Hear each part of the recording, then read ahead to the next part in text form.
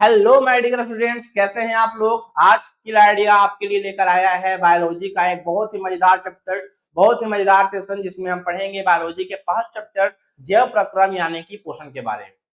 ये जो जैव प्रक्रम चैप्टर है, ये चैप्टर आपको बताएगा कि एक जो सजीव होता है वो निर्जीवों से अलग कैसे है, यानी कि एक सजीव प्राणी निर्जीवों से अलग कैसे है, आखिर कौन कौन सी उसमें विशेषताएं होती हैं जिन विशेषताओं के कारण हम एक सजीव को निर्जीव से अलग मानते हैं। तो सबसे पहले अगर मैं इन दोनों में डिफरेंशिएट यानी कि दोनों में अगर अंतर स्पष्ट करना चाहूं तो मैं आपको बता दूं कि सजीव जो होते हैं भोजन पचाने का काम करते हैं, भोजन करते हैं, यानी उनको भोजन से ऊर्जा मिलती है जो कि निर्जीवों को नहीं मिल सकती है।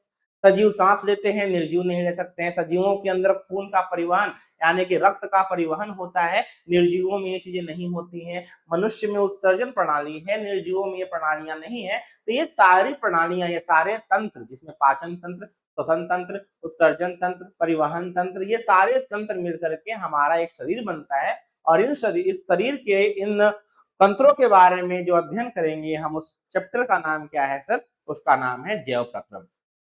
जैव प्रक्रम हमारा क्या है? चैप्टर का नाम है, जिसमें हमारा पहला टॉपिक जो है वो टॉपिक कौन सा है? वो टॉपिक है पोषण।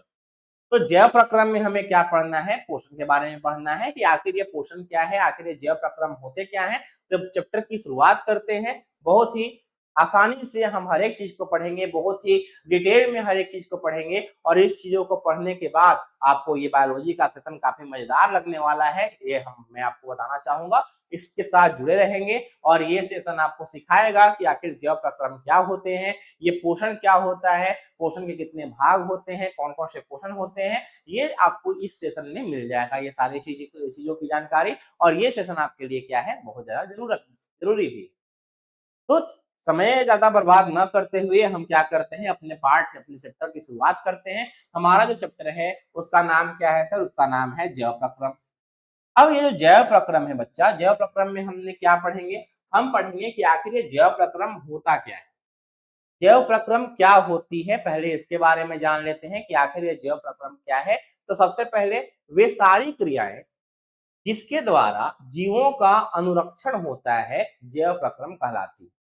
यानी कि जीवों का संरक्षण करने का मतलब क्या? कि जीव जिससे मेंटेन रहते हैं, जीवों का जिससे जिंदगी बचा हुआ है, जो हमारे सजीव प्राणी हैं, उन सजीव प्राणियों की जो जान बची हुई है वो किसके चलते बची हुई है? वो जैव प्रक्रम के चलते बची हुई है। यानी कि एक ऐसी प्रणाली, एक ऐसी प्रक्रिया जिसमें क्या हो, जिसमें सजीवों को जिंदा रहने हेतु, या आखिर ये सजीव अगर कोई वस्तु है, वो सजीव वस्तु जीवित कैसे रहेगा, वो सजीव वस्तु जिंदा कैसे रहेगा, उसके जीवित रहने के लिए ये जैव प्रक्रम काफी आवश्यक है। बिना जैव प्रक्रम की क्रियाओं के आप जीवित नहीं रह सकते।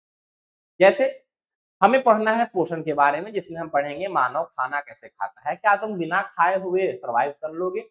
क्या तुम बिना खाए हुए जिंदा रह पाओगे? तो तुम्हारा जवाब होगा नहीं रह पाएंगे सर। क्या तुम बिना सांस लिए जिंदा रह पाओगे? नहीं रह पाएंगे सर। तो हमें पढ़ना है श्वसन के बारे में। क्या तुम्हारे शरीर में रक्त नहीं हो, खून नहीं हो, क्या तुम जिंदा रह पाओगे? नहीं रह पाओगे। तो ये सारी चीजें पढ़नी है हमें परिवहन में।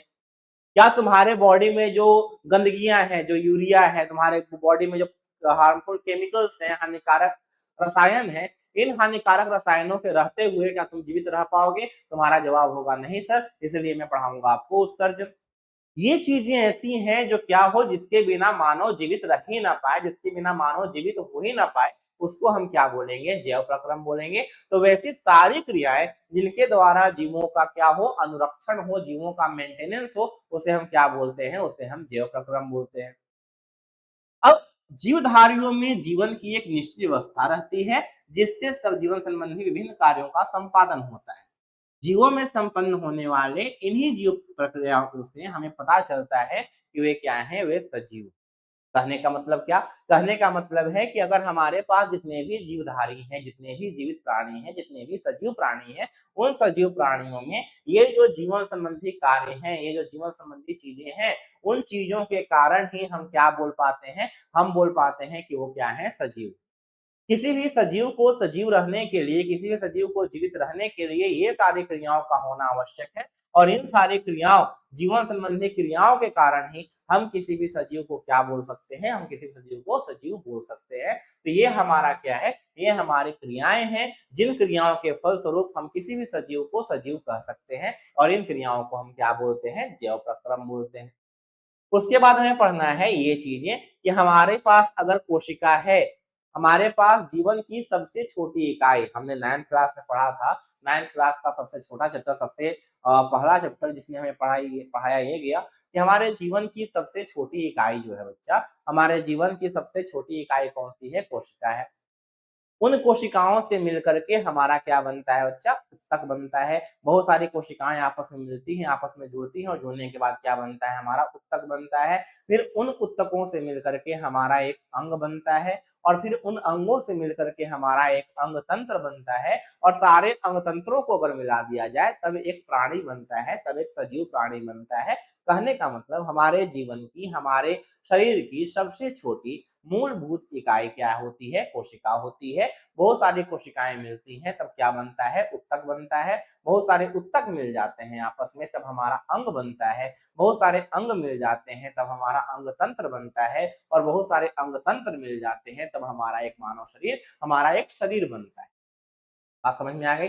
सबसे छोटी, सबसे मूलभूत इकाई कौन सी है, कोशिका है। कोशिका कोशिका मिलकर के ऊतक बन गया, ऊतक ऊतक मिलकर के हमारा अंग बन जाएगा, अंग अंग मिलकर के हमारा अंग तंत्र बन जाएगा, और अंग तंत्रों के मिलने से क्या बनेगा, अंग तंत्रों से मिलने से हमारे पास बनेगा पूरा का पूरा एक शरीर, पूरा का पूरा एक सजीव। और ये सजीव हमारे पास, इन सजीवों में क्या होती है, जैव प्रक्रम की प्रक्रिया होती है। जैव प्रक्रम की सारी प्रक्रियाएं किसमें होती है, एक सजीव में होती है। यहाँ तक बात स्पष्ट हो गई है, जैव प्रक्रम क्या होते हैं, कोशिकाओं से कैसे कैसे हमारा एक पूरा का पूरा शरीर बनता है, ये चीजें आपके दिमाग में बैठ चुकी होंगी। आगे बढ़ते हैं। यहाँ पे अगर मैं आपको दिखाना चाहूँ तो ये अगर एक कोशिका है, ये अगर एक कोशिका है, इन कोशिकाओं के मिलने से क्या बनेगा, एक हमारा ऊतक बनेगा, एक हमारा टिश्यू बनेगा, और इन ऊतकों से मिलने से हमारा एक अंग बनेगा, और इन अंगों के मिलने से हमारा एक अंग तंत्र बनेगा, और अंग तंत्रों के मिलने से हमारा क्या बनेगा सर, जीव बनेगा।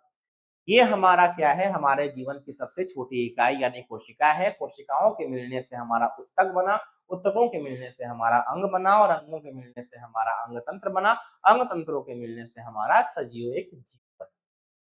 ये सारी चीजें आप ये समझ लो कि हमारे मतलब आसपास में जितने भी सजीव हैं, उन सजीवों में तीन वर्ग के लोग आते हैं, तीन वर्ग के सजीव आते हैं। पहला वर्ग वो है जो खाना बनाता है, पहला वर्ग वो है जो हमारे पादप जो होते हैं, जो पेड़ पौधे होते हैं, वो उस वर्ग में आते हैं जिसको हम बोलते हैं पादप वर्ग। पादप विज्ञान, यानी पादप विज्ञान कहने का मतलब बॉटनी। पादप विज्ञान में हम क्या पढ़ते हैं, तो यह जीव विज्ञान की एक शाखा है जिसमें हम पढ़ाई करते हैं, किसके बारे में, हम पढ़ाई करते हैं पेड़ पौधों और उनकी रचना के बारे में, उनकी संरचना के बारे में हम पढ़ाई करते हैं। उसको हम क्या बोलेंगे, उसको हम बोलेंगे पादप विज्ञान। दूसरी जो शाखा है वो होती है जीव विज्ञान की। जीव विज्ञान यानी कि जंतु विज्ञान। जंतु विज्ञान में हम क्या पढ़ते हैं बच्चा, जंतु विज्ञान में हम पढ़ाई करते हैं किसी भी एनिमल, किसी भी प्राणी, किसी भी जंतु के बारे में, और उन जंतुओं के बारे में पढ़ने की इस शाखा को, उसके अध्ययन की इस शाखा को हम क्या बोलेंगे, हम बोलते हैं जंतु विज्ञान यानी कि जूलॉजी। तीसरा जो शाखा होता है वो होता है एक कोशिकीय प्राणियों का। एक कोशिकीय प्राणी कहने का मतलब जो बिल्कुल सूक्ष्म जीव हैं, जिनमें सिर्फ और सिर्फ एक ही कोशिका है। उन एक कोशिकीय प्राण एक कोशिकीय जीवों की जो अध्ययन होता है, उस अध्ययन को हम क्या बोलते हैं, उसको हम बोलते हैं कि वो हमारा सूक्ष्म जीव विज्ञान है, यानी कि माइक्रोबायोलॉजी। बात समझ में आ गई। ये हमारे पास क्या होते हैं, तीन टाइप ऑफ बायोलॉजी होते हैं, तीन पार्ट्स ऑफ बायोलॉजी होते हैं। एक हमारे पास आता है पादप विज्ञान, एक हमारे पास आता है जंतु विज्ञान, और तीसरा नंबर पे आता है हमारा सूक्ष्म जीव विज्ञान। ठीक है, आगे बढ़ते हैं। आगे हमारा जो पढ़ना है वो पढ़ना है हमारे किसके बारे में, हमें पढ़ना है जैव प्रक्रम के बारे में, कि जैव प्रक्रम में कौन कौन सी क्रियाएं पाई जाती हैं। जैव प्रक्रम में कौन कौन सी क्रियाएं पाई जाती हैं, इसके बारे में हम क्या करेंगे, आगे पढ़ेंगे। तो जैव प्रक्रम में क्या क्या चीजें हैं, तो जैविक प्रक्रियाओं के संचालन, संचालन मतलब उसको चलाते रखना। जैसे हमारी जो जिंदगी है, हमारी जिंदगी चल रही है, हमारे सांसें चल रही है, हम एक मनुष्य की तरह काम कर पा रहे हैं। तो जैविक प्रक्रियाओं के संचालन में, वृद्धि में, टूट फूट को रोकने आदि में यानी कि हमें बढ़ना होता है, हमारे शरीर में वृद्धि होती है और उस वृद्धि को और टूट-फूट को यानी हमारे बॉडी में कहीं चोट लग गई, हमारे बॉडी में कहीं टूट गया, उसको रोकने के लिए हमारे हम जीवों को क्या होती है, ऊर्जा की आवश्यकता होती है। हम जो जीव हैं, वो जीवों को किसकी आवश्यकता होती है? ऊर्जा की आवश्यकता होती है और इस ऊर्जा को प्राप्त करने के लिए खाद्य पदार्थों की ज़रूरत होती है। किसकी ज़रूरत होती है बच्चा? उसकी में हमें खाद्य पदार्थ की ज़रूरत होती है। खाद्य पदार्थ मतलब समझो जो चीज़ें हम खा पाते हैं, जिन चीज़ों को हम खा पाते हैं, जो चीज़ें हमने खाई हैं, उसे हम क्या बोलते हैं? खाद्य पदार्थ बोलते हैं यानी खाने योग्य पदार्थ। जैसे हमारे घर में रोटी, चावल जो भी बनता है, ये हमारे लिए क्या है? खाद्य पदार्थ है, इनको हम खा सकते हैं। किन चीज़ों को हम नहीं खा सकते हैं? तो आप में से बहुत लोग प्लास्टिक नहीं खा पाते होंगे, आप में से बहुत लोग जो होंगे वो पत्थर नहीं खा पाते होंगे, तो वो खाद्य पदार्थों की श्रेणी में नहीं आते हैं, वो खाद्य पदार्थ नहीं होते। तो ये जो खाद्य पदार्थों की ज़रूरत होती है, इसको प्राप्त करने के लिए जो क्रिया होती है, इसको प्राप्त करने के लिए जो प्रक्रिया होती है, उस प्रक्रिया को हम क्या बोलते हैं बाबू? उसको बोलते हैं हम पोषण।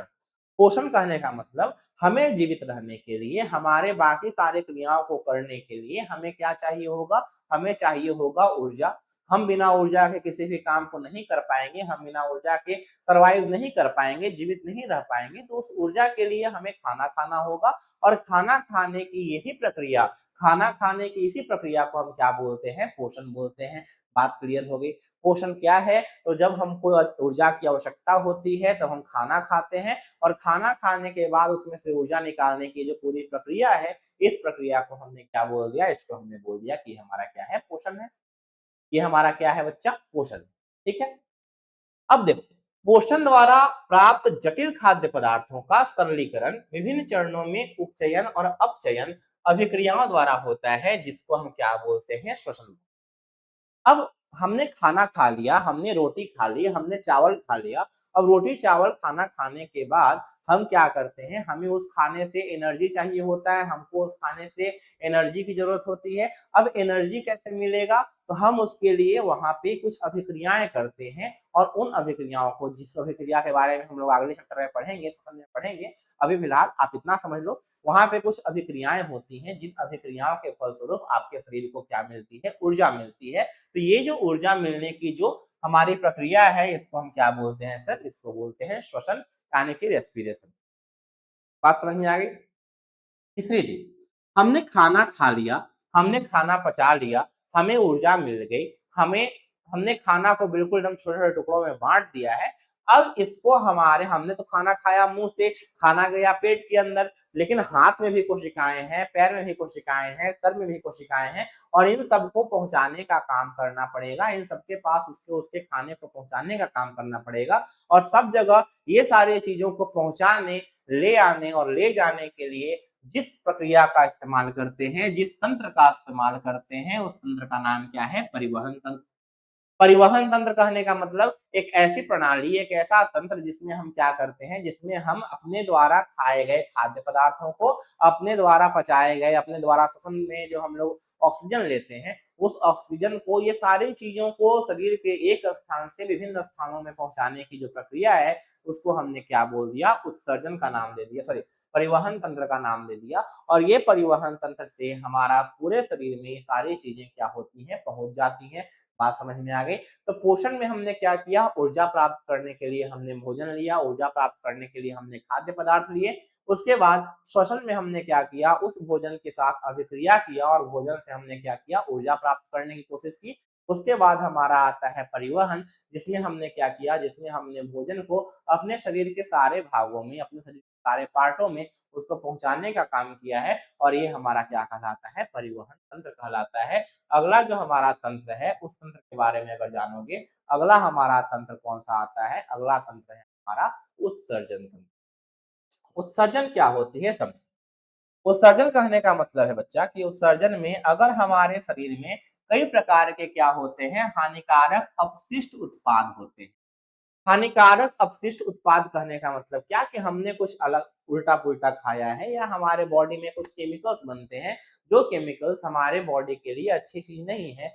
जो रसायन हमारे शरीर के लिए जरूरी नहीं है, हमारे शरीर के लिए वो हानिकारक है, उन हानिकारक पदार्थों को निष्कासित करने के लिए, उन हानिकारक पदार्थों के शरीर से निष्कासन के लिए हम जिस तंत्र का प्रयोग करते हैं, हम जिस क्रिया का प्रयोग करते हैं, उस प्रक्रिया का नाम क्या है? उसका नाम है उत्सर्जन।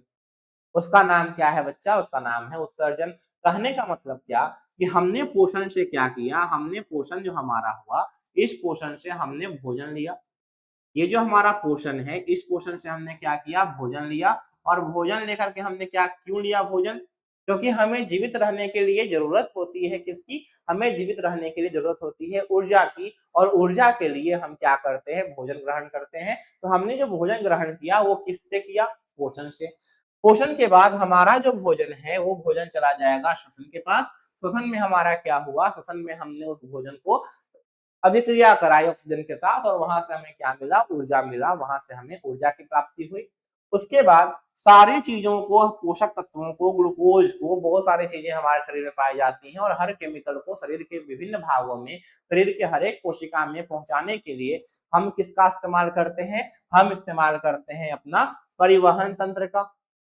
परिवहन तंत्र हमारा क्या करता है कि भोजन के या फिर हमारे शरीर में जो भी जरूरी चीजें हैं, उन जरूरी चीजों को हमारे शरीर के बाकी भागों में, हमारे शरीर के बाकी पार्ट्स में पहुंचाने के लिए हम किसका प्रयोग करेंगे? हमारे पास कौन सा तंत्र पाया जाता है? परिवहन तंत्र पाया जाता है। और सबसे आखिरी, हमारे शरीर में अगर कोई हानिकारक पदार्थ है, हमारे शरीर में अगर कोई हानिकारक केमिकल है, तो हानिकारक केमिकल को निकालने के लिए हम प्रयोग करते हैं किसका? उत्सर्जन का।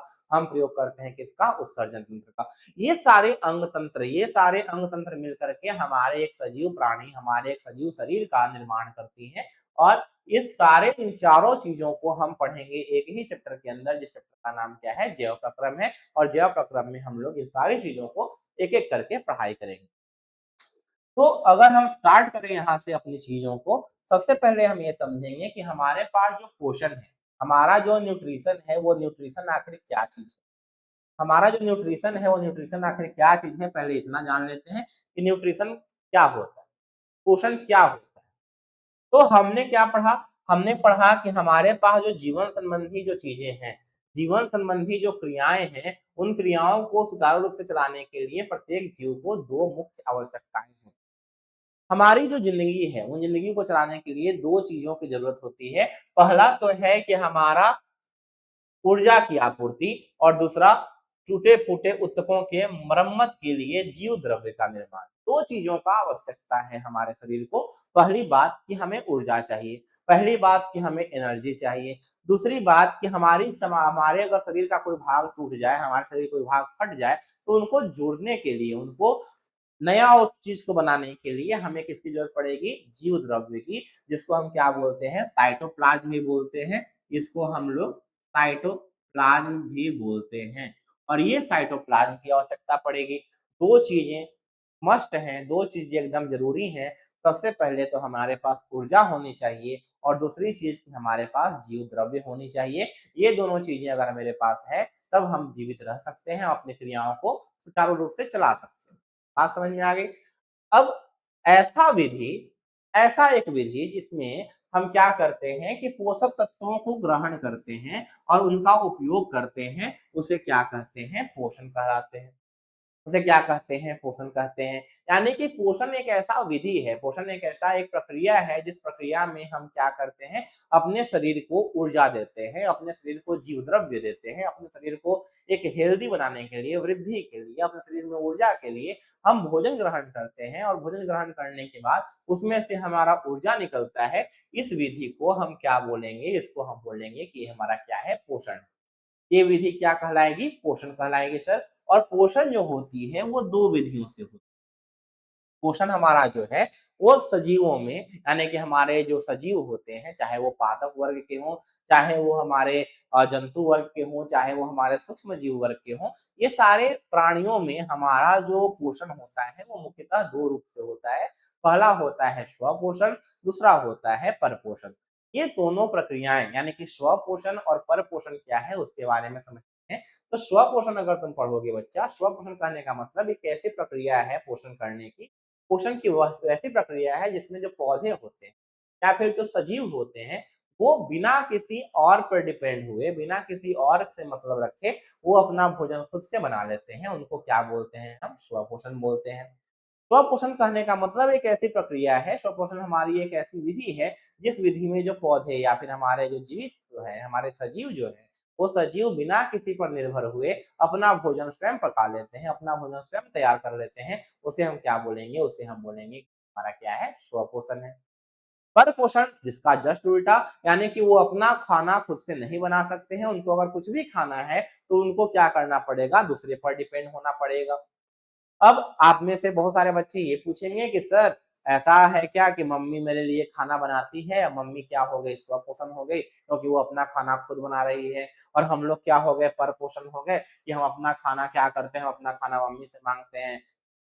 यही चीज़ आपके दिमाग में चल रही होगी, स्वपोषण मतलब अपना खाना जो खुद बनाता है वो हमारा स्वपोषण, और जो दूसरे से माँगता है वो हमारा परपोषण। लेकिन बच्चा बात यहाँ पे ये चीज़ नहीं होती है कि खाना बनाना क्या है? आपके घर में जो खाना बनता है, बात सही है, आपके घर में खाना मम्मी बनाती है, दादी बनाती है, जो भी बनाते हैं, आपके घर में आप खुद से भी खाना बनाते हैं, अच्छी बात।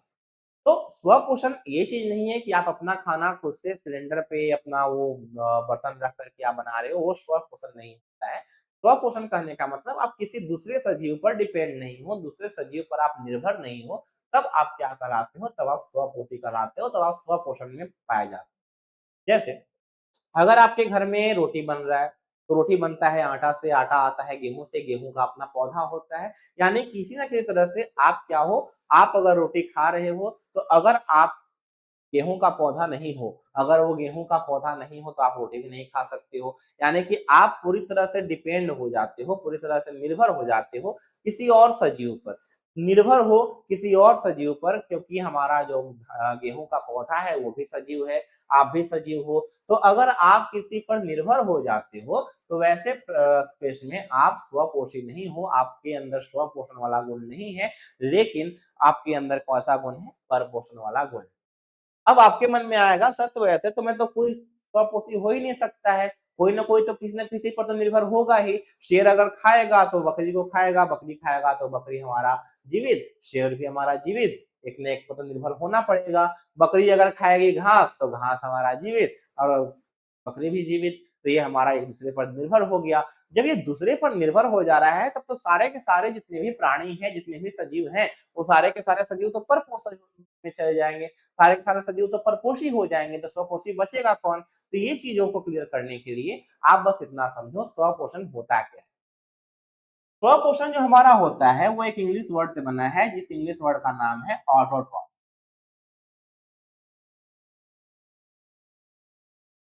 ऑटोट्रॉफ ये हमारा एक, इंग्लिश में हम इसको क्या बोलते हैं? ऑटोट्रॉफिक न्यूट्रिशन, या फिर इसको बोलते हैं ऑटोट्रॉफ। ऑटोट्रॉफ जो होता है वो दो वर्ड से मिलकर बना हुआ है, दो ग्रीक शब्दों से मिलकर बना हुआ है। एक ग्रीक शब्द जो हमारा है उसका नाम है ऑटो। ऑटो वो वाला टेम्पो वाला ऑटो नहीं बच्चा ना, टेम्पो वाला ऑटो नहीं। ऑटो का मतलब होता है ग्रीक में कि वो स्वयं से, यानी कि जैसे आप लोग सुनते होंगे ऑटोमेटिक। ऑटोमेटिक मतलब वो खुद ब खुद हो रहा है। ऑटोमोबाइल मतलब वो ऑटोमेटिक चल रहा है। आपके पास एक तो ये चीज आया हुआ है कि आपका जो कार है टेस्ला वाली वो ऑटोमेटिक चलती है, तो वो सारी चीजें क्या है कि वो स्वयं से चल रही है, वो स्वयं है। ऑटो का मतलब होता है स्व या फिर स्वतः, स्व या फिर स्वतः यानी कि सेल्फ। स्व यानी कि स्वतः यानी कि सेल्फ। और ट्रॉफ का मतलब क्या होता है? ट्रॉफ का मतलब होता है पोषण। जहां भी ये ट्रॉफ लगा हुआ, TROPH, जहां भी ये ट्रॉफ लगा हुआ है, उसका मतलब क्या हो जाता है? उसका मतलब हो जाता है पोषण।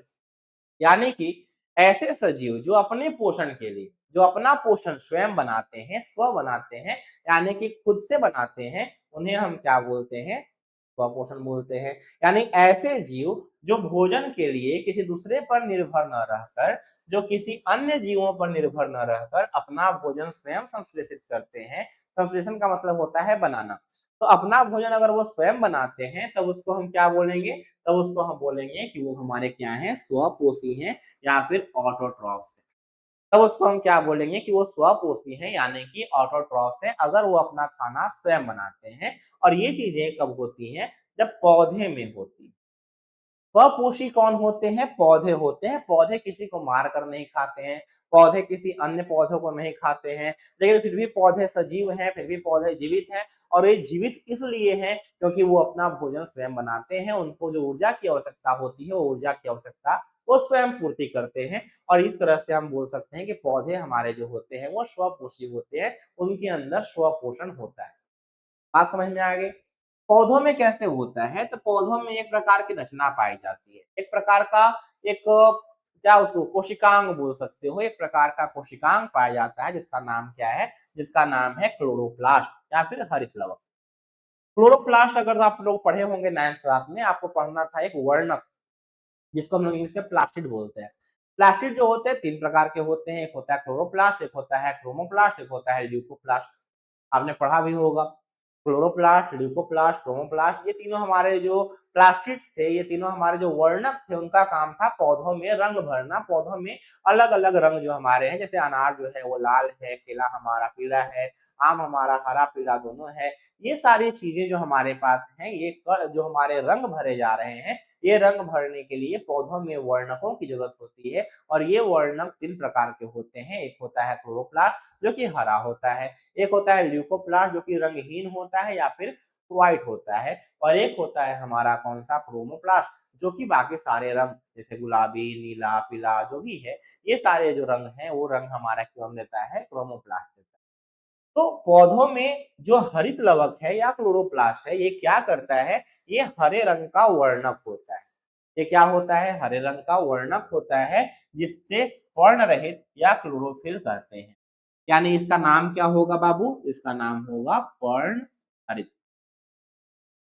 पर्णहरित किसका नाम होगा? ये नाम होगा क्लोरोफिल का। तो आपसे कोई पूछेगा पौधों में पत्तियों का कलर हरा क्यों होता है? पर्णहरित के कारण, क्लोरोफिल के कारण।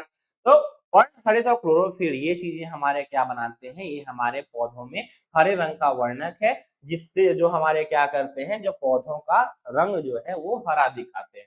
तो पौधों का रंग हरा क्यों है? तो वो क्लोरोफिल के कारण, वो पर्णहरित यानी क्लोरोफिल के कारण होता है। ये चीजों को दिमाग में रख लेना है। और इसके साथ ही अगर और इसमें आगे बढ़ते हैं तो ये हमारा क्या है? ये हमारा स्वपोषण प्रक्रिया है। ये हमारे स्वपोषण प्रक्रिया का सारांश है कि आखिर ये स्वपोषण कैसे कैसे होता है। तो आप देखते हो ये हमारे पास एक पौधा है, इस पौधे के ऊपर सूर्य का प्रकाश चमक रहा है, ठीक है। सूर्य का प्रकाश से इसको क्या मिलेगा? ऊर्जा मिलेगा। जैसा कि मैंने बताया था कि प्रकाश से क्या मिलती है? ऊर्जा मिलती है। तो ये सूर्य के प्रकाश से इसे क्या मिलेगा? ऊर्जा मिल जाएगा। जब इससे ऊर्जा मिलेगा तो उसके बाद ये ऊर्जा लेकर के कहाँ जाएगा? तब ये ऊर्जा लेकर के आएगा पत्तियों के पास, यानी कि यहाँ से इसको क्या मिल रही है? ऊर्जा मिल रही है। और ऊर्जा लेकर के ये पत्तियों के पास आएगा। पत्तियों में क्या पाया जाता है? पत्तियों में क्लोरोफिल पाया जाता है, जो कैसा होता है सर? जो हरा रंग का होता है। उसके अलावा वायु से इसको क्या मिलेगा? वायु से इसको मिलेगा कार्बन डाइऑक्साइड, यानी कि CO2 मिलेगा। वायु से कार्बन डाइऑक्साइड मिल जाएगा इसको हवा से। उसके बाद ये क्या बनाएगा? ये लेगा अपने पास CO2, H2O। H2O कहने का मतलब होता है जल, यानी कि इसको अपने जड़ों से, इसको अपने रूट से क्या मिल जाएगा? जड़ मिल जाएगा। ऊपर से इसको सूर्य का प्रकाश मिलेगा। पौधों में पर्णहरित यानी कि हरित लवक यानी कि क्लोरोफिल होता ही है, क्लोरोफिल वहां से मिल जाएगा। और इन सारे चीजों को मिला करके, इन सारी चीजों को आपस में मिला करके पौधे अपना भोजन तैयार करते हैं, पौधे अपना भोजन बनाते हैं, और जिससे उनको क्या मिलती है? ऊर्जा मिलती है। ये हमारे पौधों में एक प्रक्रिया होती है, जिस प्रक्रिया का नाम क्या है सर? उसका नाम है प्रकाश संश्लेषण। तो क्या पढ़ना है? हमें पढ़ना है कि जो हरे पौधे होते हैं, जो हरे पौधे होते हैं, उन हरे पौधों में, एक सेकेंड आप, हमारे जो हरे पौधे होते हैं वो हरे पौधे सूर्य के प्रकाश से ऊर्जा प्राप्त करते हैं।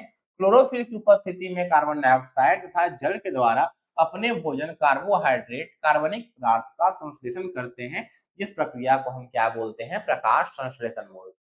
कहने का मतलब ये है कि अगर पौधे अकार्बनिक चीजों से, अगर पौधे अकार्बनिक पदार्थों से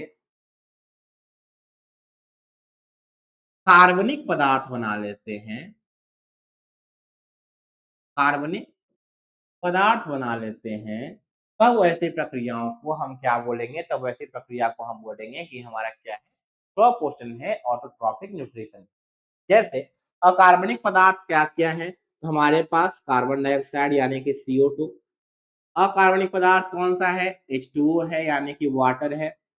अब कार्बन डाइऑक्साइड, CO2 और वाटर को मिलाया जाए किसके उपस्थिति में, तो यहाँ पे एक तो हमारे पास सूर्य का जो प्रकाश है वो सूर्य का प्रकाश रहेगा ही। सूर्य का प्रकाश रहेगा जो हमें क्या देगा, ऊर्जा देगा। जो हमारे इस भोजन को बनाने में जो ऊर्जा चाहिए होगी वो कौन देगा, सूर्य का प्रकाश देगा। साथ ही साथ यहाँ पे और क्या होगा, यहाँ पे होगा क्लोरोफिल।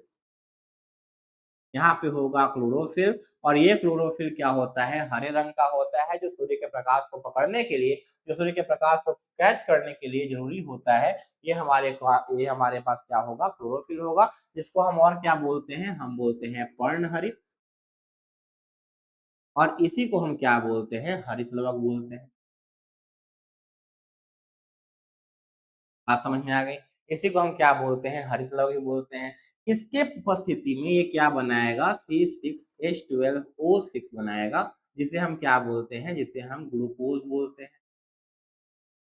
इसको हम क्या बोलेंगे, ग्लूकोज बोलेंगे। और साथ साथ हमारा जो ऑक्सीजन है, वो ऑक्सीजन हमारा क्या होगा, बाहर निकल जाएगा, जो कि हम सांस लेने, ये ऑक्सीजन हमारा बाहर निकल जाएगा, जिसको हम क्या करते हैं, सांस लेने में प्रयोग करते हैं। ये हमारे पौधों के अंदर की प्रक्रिया है, जिस प्रक्रिया को हम क्या बोलते हैं, प्रकाश संश्लेषण यानी कि कार्बन डाइऑक्साइड जो हमारे पास है वो 6 अणु रहेगा, ये भी 6 अणु रहेगा, और ये भी हमारे पास 6 अणु रहेगा। तो इसका आपको रिएक्शन अगर याद करना होगा तो 6CO2 प्लस 6H2O, बीच में हमारा सूर्य का प्रकाश और क्लोरोफिल, और इधर C6H12O6 प्लस 6O2। ग्लूकोज का फॉर्मूला क्या होता है, ग्लूकोज का फॉर्मूला होता है C6H12O6, यानी कि ये चीजें हमारे पास क्या आ जाएंगी, प्रकाश संश्लेषण से संबंधित चीजें आ जाएंगी। तो आज के सत्र में हमने क्या पढ़ा, आज के सत्र में हमने पढ़ा कि जैव प्रक्रम क्या होता है, आखिर जीवों के लिए कौन कौन सी चीजें जरूरी होती हैं उनको जीवित रहने के लिए, और कौन कौन सी चीजें हमारे कैसे कैसे काम करती हैं। ये हमारा बायोलॉजी के जो फर्स्ट चैप्टर था उसका ये पहला सेशन था आपके सामने। और इस पहले सेशन में हमने पढ़ा कि सजीव आखिर क्यों कहे जाते हैं, सजीवों को हम सजीव कब मानेंगे, कब उनका क्या गुण होता है सजीवों का, उनके गुणों के बारे में पढ़ा। फिर पोषण के बारे में पढ़ा कि पोषण क्या होता है, पोषण के कौन कौन से प्रकार होते हैं, उनमें आपने एक्स्ट्रा पोषण के बारे में पढ़ लिया। अगले सेशन में हम क्या पढ़ेंगे, पर पोषण के बारे में पढ़ेंगे और आने वाली चीजों के बारे में पढ़ेंगे। तो तब तक के लिए अपनी पढ़ाई जारी रखें, अपना जो नोट्स है नोट्स प्रिपेयर करते रहें, और साथ ही साथ हमारे साथ जुड़े रहें। हम आप और भी वीडियो लेके आ रहे हैं, बायोलॉजी की, केमिस्ट्री की, फिजिक्स की, तो ये सारी वीडियोज आपके सामने आने वाली हैं। इसलिए हमारे साथ जुड़े रहें, और जुड़े रहने के लिए आपका बहुत बहुत शुक्रिया। और साथ ही साथ अपने आसपास के लोगों को, अपने दोस्तों को, अपने मित्रों को बताएं कि स्किल आइडिया की तरफ से साइंस का ये बैच, साइंस का ये सारी चीजें आपके लिए लेकर आई जा रही हैं। और ये चीजों को पढ़ने के बाद हो सकता है अगले साल का जो बोर्ड का एग्जाम हो, उस बोर्ड के एग्जाम में आपके काफी अच्छे मार्क्स, 80 आउट ऑफ 80 मार्क्स भी साइंस में आ सकते हैं। तो ये चीजों को आप समझें, ये चीजों को आप जानें, और साथ साथ अपने आसपास के लोगों को भी बताएं। तब तक के लिए अपनी पढ़ाई जारी रखें। फिर मिलते हैं अगले वीडियो में, तब तक के लिए जय हिंद।